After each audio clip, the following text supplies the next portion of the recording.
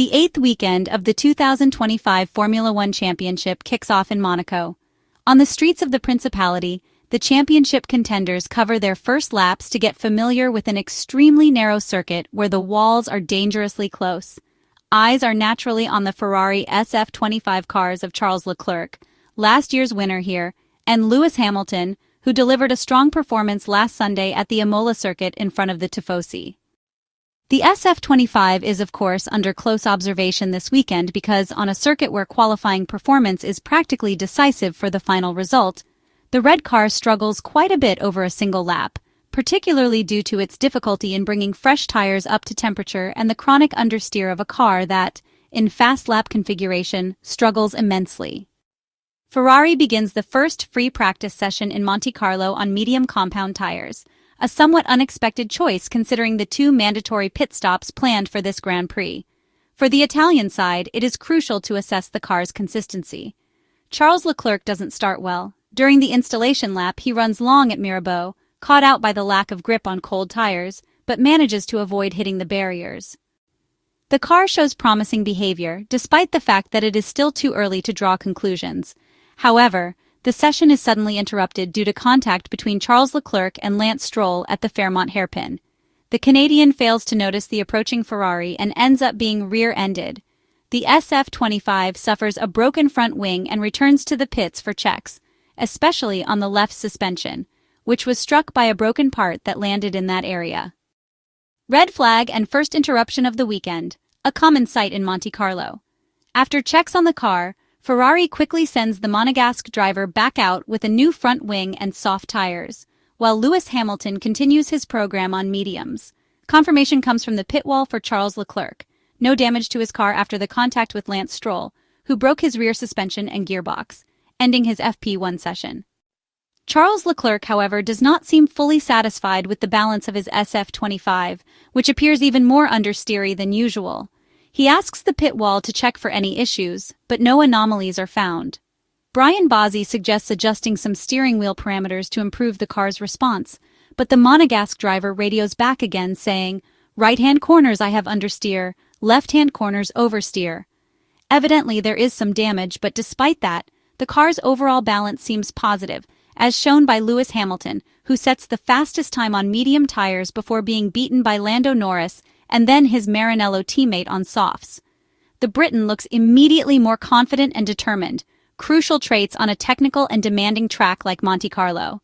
After a brief pit stop, Lewis returns to the track on soft tires.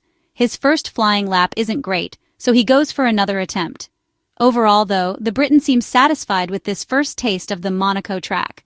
He also has to deal with typical Principality traffic, with a tense moment on the climb to Massenet where he nearly brushes an Alpine, fortunately avoiding contact. Meanwhile, Charles Leclerc appears to be in strong form.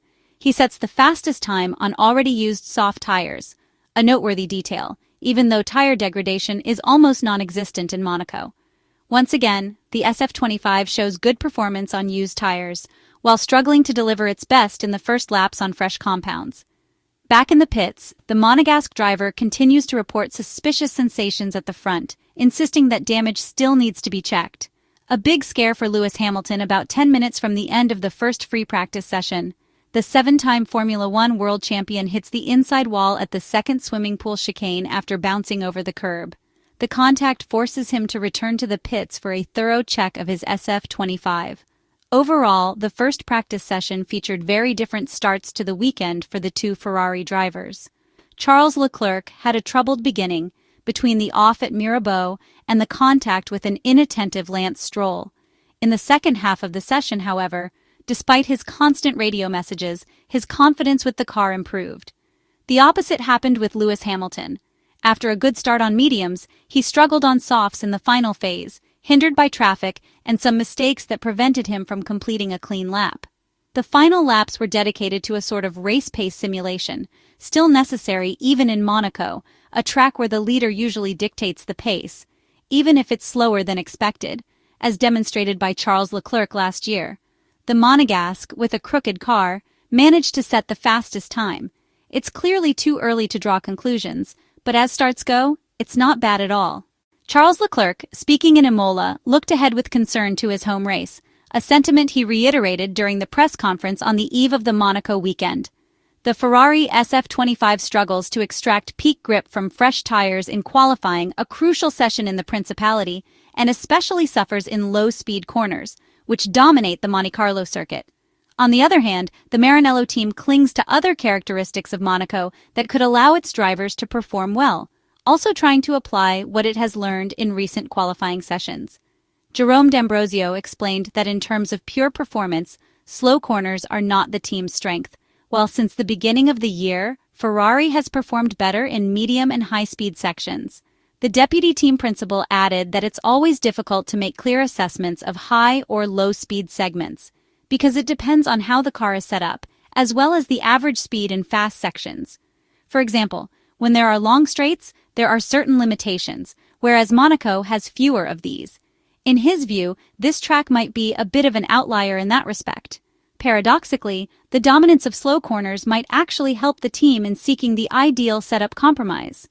While the SF-25 excels in high-speed corners, the difficulty of stabilizing the ride height to avoid floor wear forces the team to stiffen the suspension excessively, which in turn robs the car of mechanical grip in slower sections and generally narrows its performance window. Jerome D'Ambrosio's references to straights indicate that this isn't just a matter of balance, but of aerodynamic efficiency, and more crucially, managing a stiff suspension setup to counter the extreme downforce that compresses the car against the track at high speeds, wearing down the plank. The rough surface of the Monaco asphalt complicates ride height management, although the near absence of straights allows for softer suspension settings, which in turn improves traction and agility over the curbs. Thus, the Principality helps alleviate the concern that high-speed downforce might excessively wear the floor, though it doesn't eliminate it entirely. Jerome D'Ambrosio commented that there always has to be a bit of compromise, since there are still some high-speed sections. The Belgian clarified that this includes not just corners but straights as well. That said, it's true that Monaco's corners fall within a relatively narrow speed spectrum, making it easier to strike a compromise balance between the slower sections, which require good entry rotation and a stable rear-on exit, and the faster ones, which demand entry stability and a pointed front end at the apex. This is a stark contrast to Miami, which opened with a sequence of corners taken at over 200 kilometers per hour, followed by a twisty middle sector where Ferrari suffered greatly. The Florida circuit exposed the SF-25's weaknesses in slow-speed corners, but more importantly, it underscored the short blanket dilemma, revealing the team's difficulty in finding a compromise between high and low-speed performance. The conditions are very different in Monaco, as D'Ambrosio noted, remarking that it would be the first race with a truly low-speed track and very few fast sections. He added that it remains to be seen how this will affect each team, as he doesn't believe they've really experienced it yet. It will be something new. For the Maranello squad, the Monaco weekend will also hinge on the ability to maximize the grip of new tires on a flying lap, after two Grands Prix, where both Hamilton and Leclerc set their best qualifying times on used rubber. Ferrari will try to make the most of its recent experience, but D'Ambrosio cautioned that it's not so straightforward. He pointed out that the difficult part is that once conclusions are drawn from one weekend, the team then heads into a different one with very different circuit layouts and conditions.